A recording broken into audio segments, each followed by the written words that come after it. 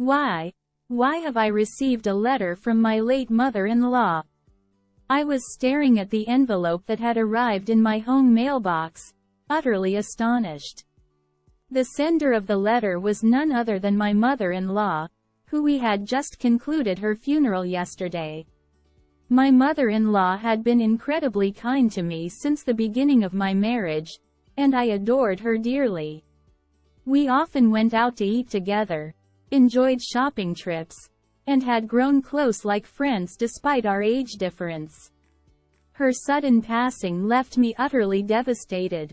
Even now, after the funeral, I still couldn't fully come to terms with the reality of her being gone. Amid this grieving period, receiving a letter from my mother-in-law left me profoundly surprised. Hastily checking the contents of the letter, I found something I never expected. First, the reason why I received this letter was that my mother-in-law had asked the temple priest to deliver it to me upon her passing. The letter instructed me to open the secret compartment in the family's chest, and revealed the existence of a hidden door. The instructions for opening the hidden door were detailed. At the end of the letter, there was a directive to be sure to open it alone. Checking the time, I realized my brother-in-law, his wife, and their children, with whom my mother-in-law lived at her house, were all out at work or school. Hurriedly, I made my way to my parent-in-law's house, entered using the spare key, and followed my mother-in-law's instructions to open the secret compartment in the chest alone. I did it. It's open. I sighed with relief, and examined the contents inside. What? This is. My name is Nancy. I'm 35 years old and work as a web designer from home. I got married to Tom, who is 4 years older than me.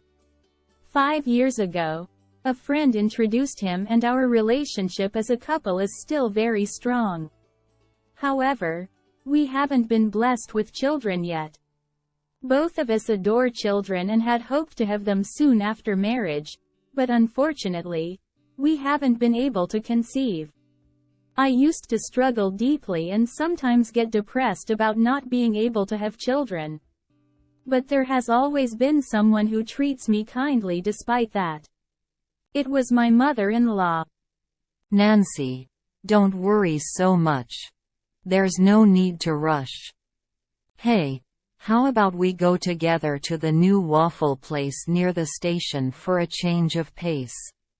My mother-in-law always encouraged me and spoke warm words of comfort.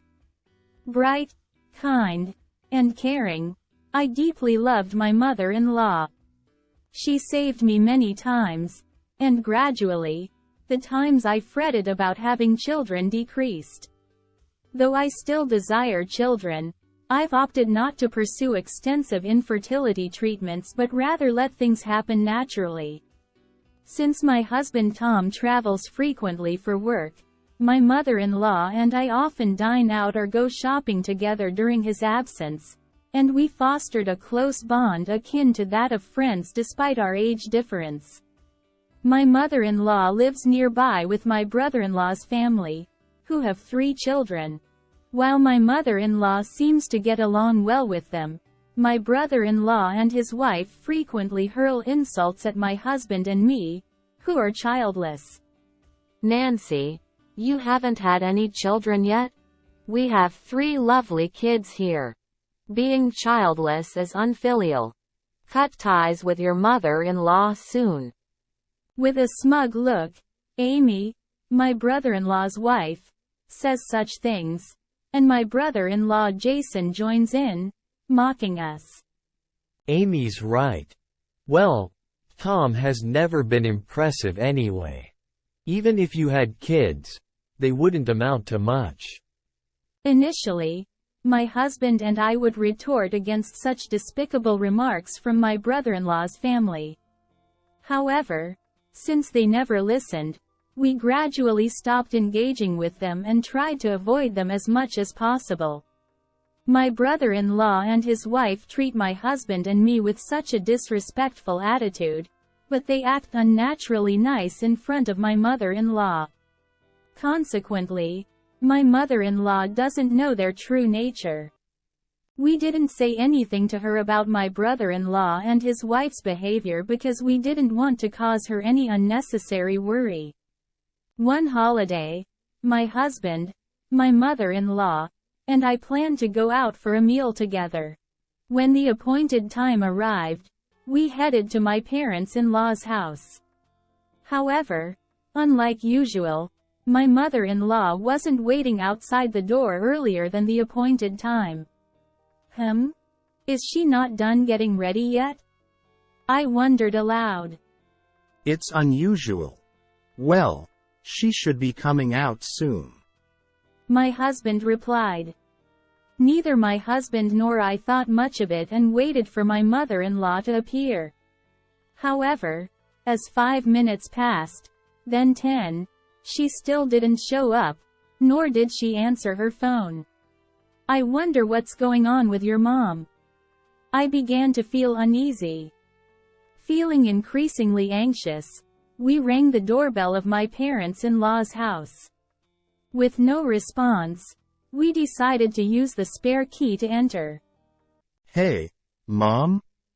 My husband called out as taking off his shoes at the entrance, but there was no response from inside. With a bad feeling, we hurriedly searched for my mother-in-law.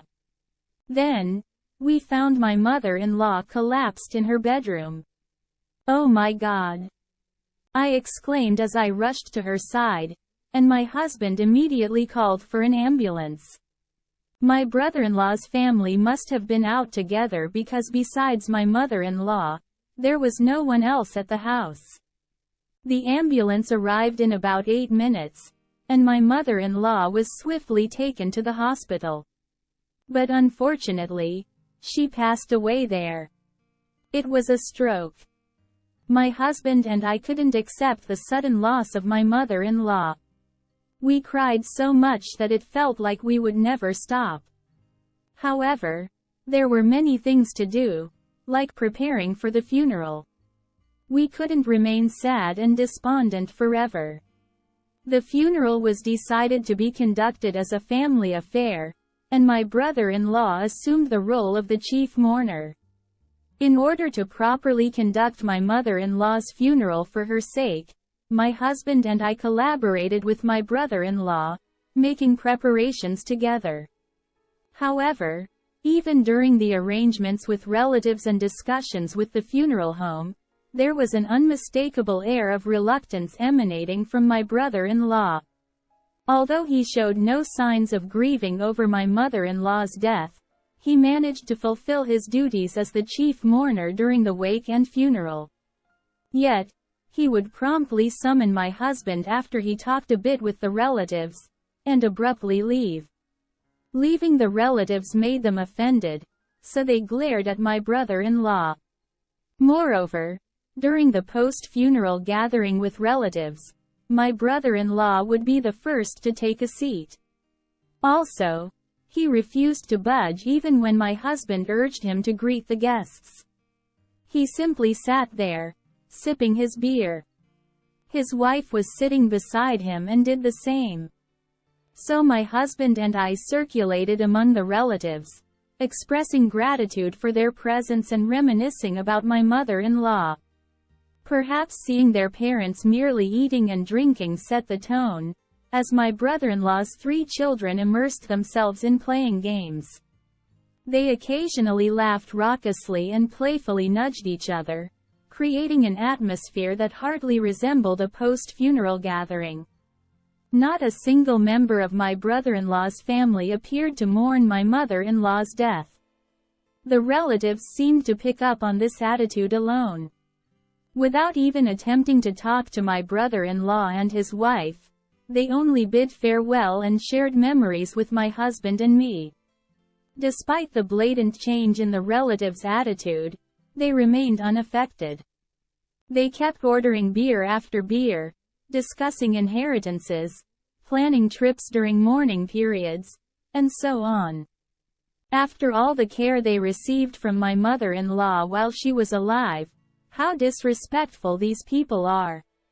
I found myself casting disdainful glances at my brother-in-law's family. The next day, my husband left early in the morning for some procedures. I was staying at my home and intended to check the mailbox for the newspaper. Then, I noticed a letter inside. Who could it be from?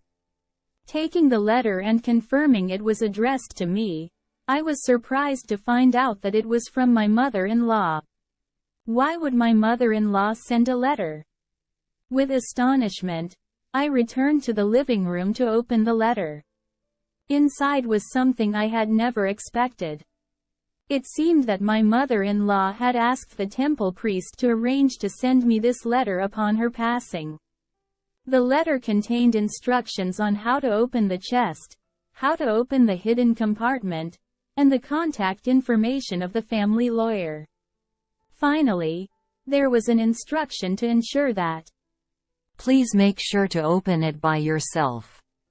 I traced my mother-in-law's letter multiple times. Despite her slender frame, her handwriting was bold and strong. I took a deep breath quietly, feeling the powerful strokes of her handwriting, which truly reflected her way of life. Glancing at the clock hanging on the wall. It's 9:30. There should be no one in my parents-in-law's house now. With that muttered to myself, I hurriedly prepared to head to the family home. The children would likely be at school by now, and my brother-in-law and his wife should have left early this morning. According to the social media post by my brother-in-law's wife I saw this morning, they were planning an outing together. Also, they had their children go to school despite it being the day right after our grandmother's funeral. They seemed eager to enjoy their day off using bereavement leave. If that post was true, there should be nobody at the family home. I realized if I didn't go now, I might not get another chance.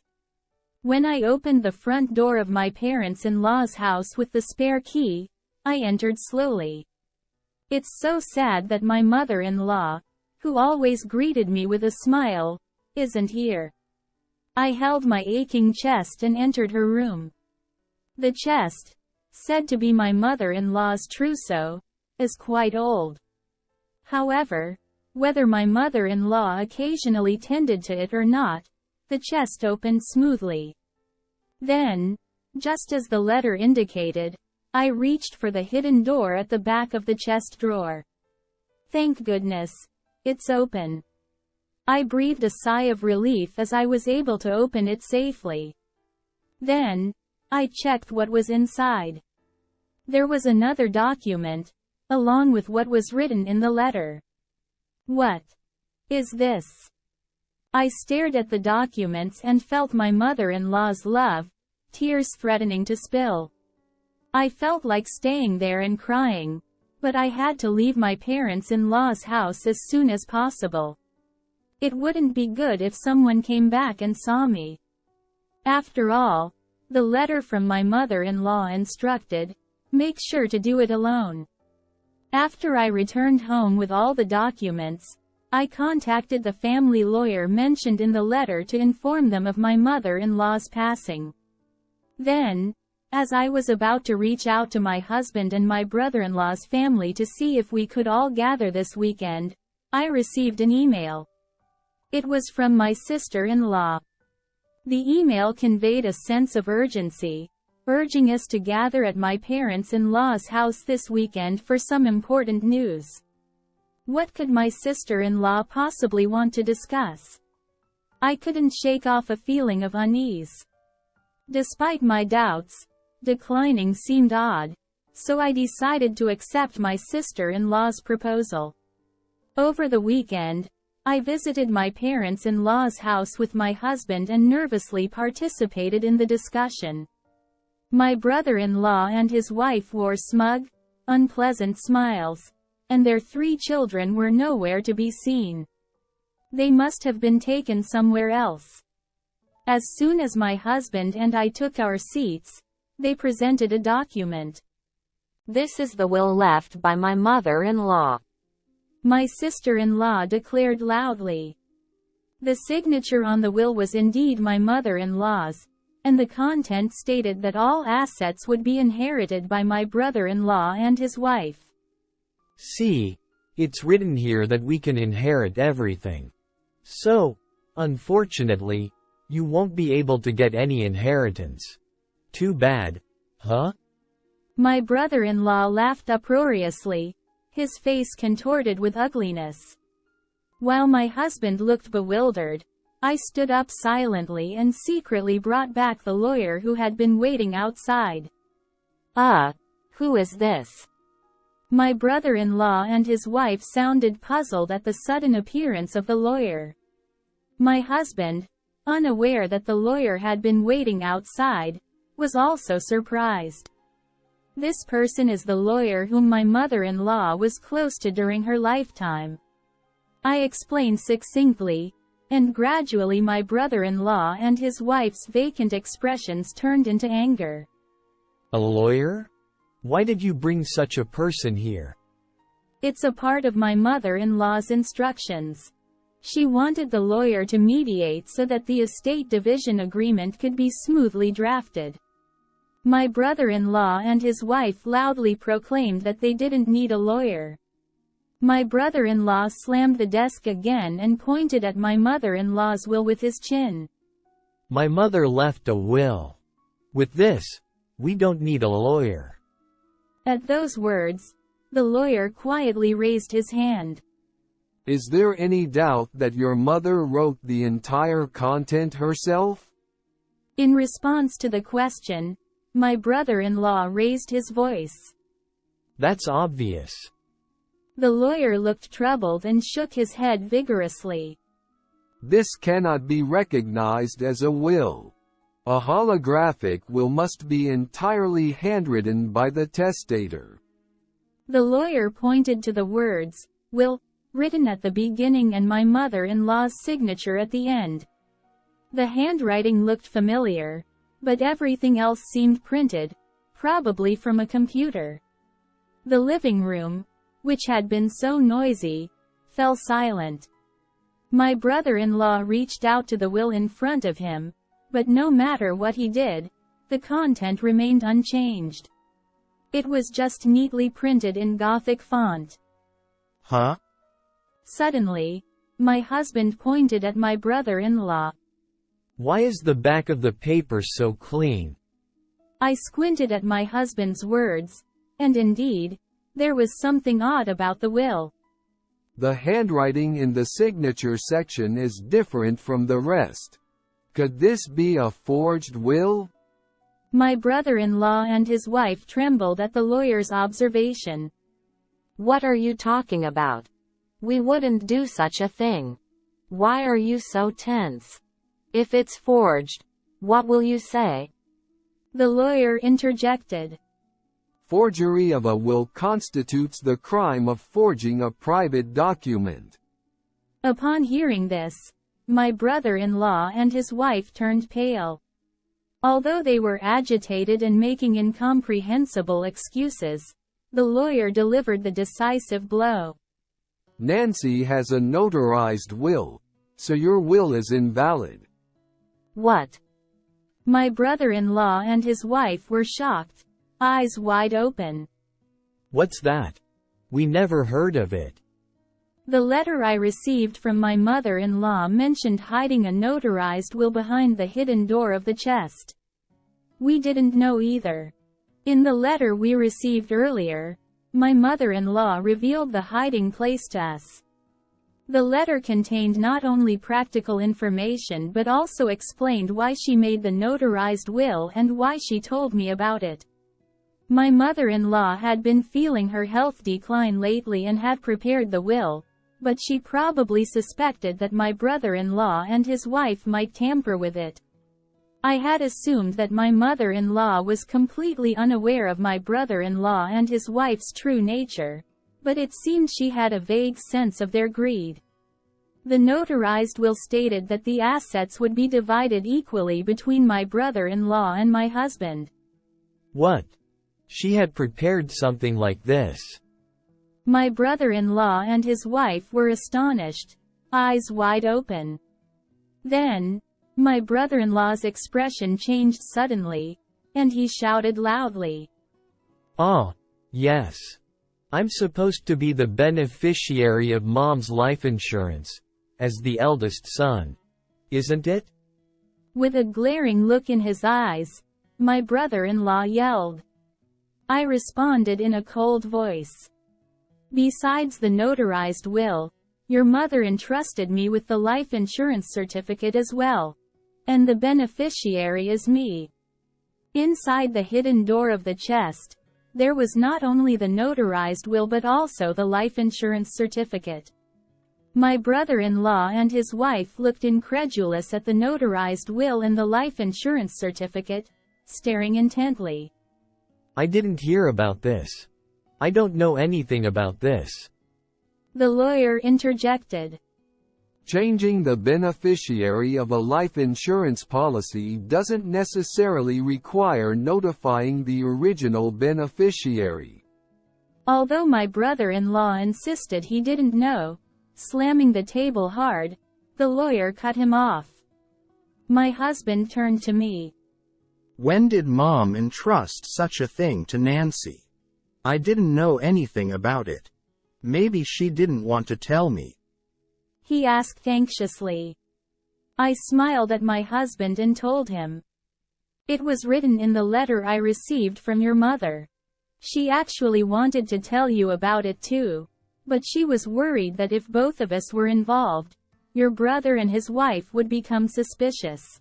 So, she entrusted it to me alone. I see. There's no wonder because Mom and you were really close. While my husband and I were talking, my sister-in-law barged in hysterically. I can't accept this. Why should you two, who didn't even show your children to my mother-in-law, inherit her estate?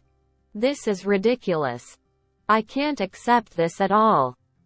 My brother-in-law joined in, his face turning red as he shouted. Exactly. You unlucky bunch have no right to Mom's estate. We were living here together just for her inheritance. Splitting it equally? Don't make me laugh. The inheritance is all ours. My sister-in-law continued to shout, adding to his selfish claims. We have 3 children. As compensation for not showing my mother-in-law any grandchildren, you should give all of her inheritance to our children for their future.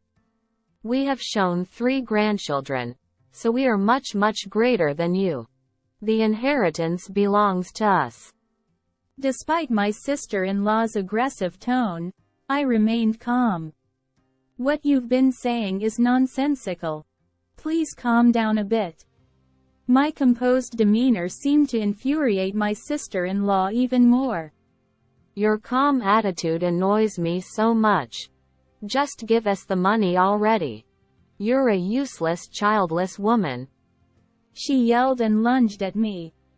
My husband and the lawyer intervened, but before they could stop her, my sister-in-law punched me in the head. Ouch. She had several large rings on her fingers, so they were like a makeshift brass knuckles. I involuntarily cried out at the dull pain. Stop it. My husband and the lawyer pulled my sister-in-law away, but she attempted to reach for me again in her agitated state. Give us the inheritance. I deserve to have it all more than you do. I have 3 children. Her eyes were bloodshot, and her face was twisted like a demon's.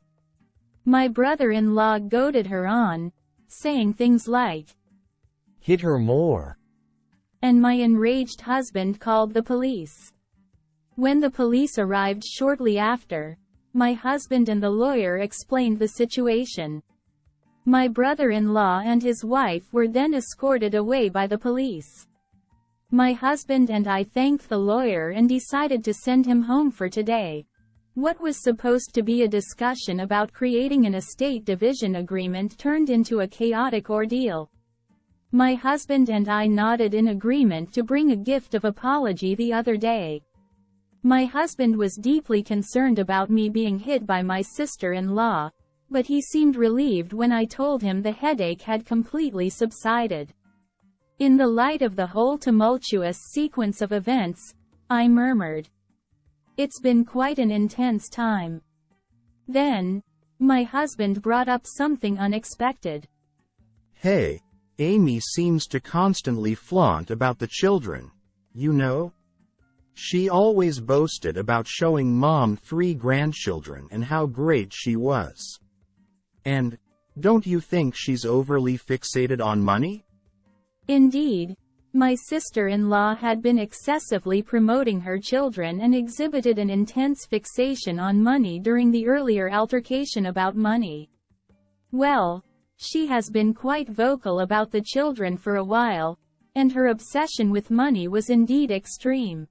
Her expression while hitting me was terrifying. Yeah, you're right. It's a bit abnormal. After saying that, my husband fell into a pensive silence. What's wrong? Is there something bothering you? Not understanding what my husband was getting at, I inquired. Well, there's something bothering me, and I'm considering suggesting it to my brother. I think it might be a good idea to have DNA tests done for their 3 children. My husband's response surprised me. What? DNA tests? Yeah, and I'm also thinking about proposing a background check on Amy. Something doesn't sit right with me. It's just a gut feeling. While I honestly thought it might be unnecessary, my husband's intuition had been accurate in the past. Okay. If that's what Tom suggests, let's propose it to your brother. Later on, when my husband told my brother-in-law about the matter, it seemed my brother-in-law ridiculed and yelled at him extensively. Just because you don't have kids yourselves, don't doubt ours. That's what my brother-in-law shouted, but before parting ways, he apparently insisted on taking materials about DNA testing from my husband. Perhaps my brother-in-law had some thoughts about it as well. The first revelation came from the DNA testing between my brother-in-law and his children. It turned out that 2 out of 3 of his children didn't share his blood. Oh, I was a bit suspicious of the youngest because their face doesn't resemble either of us much, but I didn't expect the middle one to. My husband was speechless. Whether from this revelation or not, my brother-in-law thoroughly investigated his wife's background. The results were damning. It appeared that my sister-in-law had relationships with multiple men even before marrying my brother-in-law. Moreover, recently, her affairs were exposed to the wives of her lovers, who were now demanding compensation. As my sister-in-law spent more time at home than my brother-in-law did, she meticulously hid any notices like registered letters. Looking at the details, the total amount of compensation was far beyond what my sister-in-law earned or had in savings. In the end, my sister-in-law was hell-bent on seizing my mother-in-law's inheritance for herself at any cost. It was the natural progression of events, but my brother-in-law and sister-in-law ended up in a violent brawl, throwing things and exchanging blows until blood was shed. Unable to bear the noise, neighbors called the police, and both of them were taken into custody by the arriving officers. Already facing charges for forging our mother-in-law's will, they now faced additional charges of assault. Upon further investigation by the police, it emerged that they had committed theft and harassed wealthy individuals, among other offenses. Eventually, my brother-in-law and his wife ended up behind bars. As for the future of the 3 children left behind, my husband and I were deeply troubled. Since my mother-in-law's passing, We were the closest relatives to them. We considered taking them in, but after much deliberation, we decided against it. The children had been thoroughly indoctrinated by my brother-in-law and his wife to the point where they casually referred to my husband and me as, "You are childless incompetents." The eldest, at 14, should be old enough to discern right from wrong, and the youngest, at 7, should have some understanding of acceptable behavior. Yet, every time they saw us, they smirked and spewed insults. Even with their parents in trouble or at the center of a controversy, their mindset remained unchanged. To hear our nephew, who is 14, saying, "We'd be better off being raised by childless idiots," was beyond anything we could have imagined. Being subjected to such words, we couldn't summon any love for the children or any hope of raising them to be decent individuals.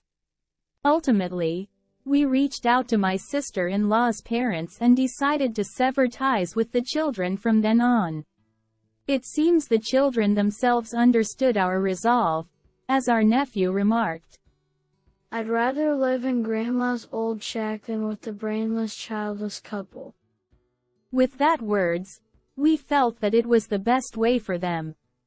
For the record, we have not disclosed to the children the fact that the younger two are not biologically related to my brother-in-law. Whether we reveal the truth or not, we leave it to my brother-in-law and his wife's relatives to decide. My husband and I decided to move to a distant place, using the inheritance left by my mother-in-law as our financial source, and start anew. It's a place abundant with greenery and nature, where both my husband and I quickly felt at home. There's a charming waffle shop near our house, and every time we pass by it, we reminisce about my mother-in-law, wishing she could have gone there with us. Soon after the move, I was blessed with the child I had longed for. When the pregnancy test showed a positive result, I couldn't help but scream with surprise and happiness. Later, when I visited the obstetrician, the doctor confirmed without a doubt that I was pregnant. Both my husband and I shed tears of joy as we embraced each other. How much my mother-in-law would have rejoiced if she were still alive. Additionally, the entrepreneurial plan I had secretly been preparing for is progressing smoothly. Both my husband and I are working hard for the child on the way, enjoying fulfilling days full of happiness.